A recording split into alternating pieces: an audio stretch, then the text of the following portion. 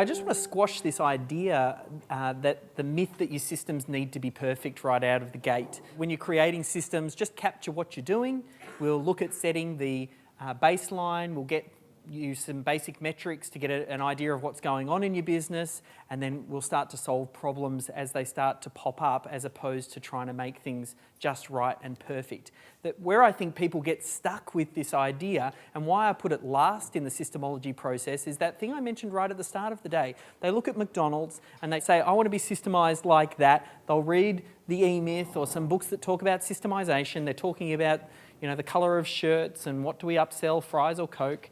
And talking about split testing, all of those things, but you don't yet have a baseline in place. So it's flawed to be looking at McDonald's and saying, I want to set things up like that, because you know, we're seeing McDonald's the way they look on the left-hand side there on that screen up there. That's where they are now. But when they actually got started out, they were probably a little bit closer to the guy on the right-hand side there. They started out and then they just got better and improved. And we need to think about, well, where do you start? Where are you right now? And then you build from there. And avoid that perfect and just get it down. And then once you get the critical client flow systems down, once you get your scale ready systems down, at that point, the business owner can start to step out, because the product or service can get delivered consistently without the business owner being involved. And then they can look from the outside in and solve problems, because business owners are actually very good at solving problems. That's one of the primary things that you do as a business owner,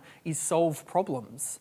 So if we can think about bringing that systems thinking to it, just the way that Dave was talking about. Now when he saw a problem, it wasn't go straight to the team member and say, why didn't you lock up the keys? Like, that wouldn't be helpful and that wouldn't solve the problem continually. How about we go to the system and then create a system that makes sure that people are locking up correctly, and then that becomes the problem. You manage via systems.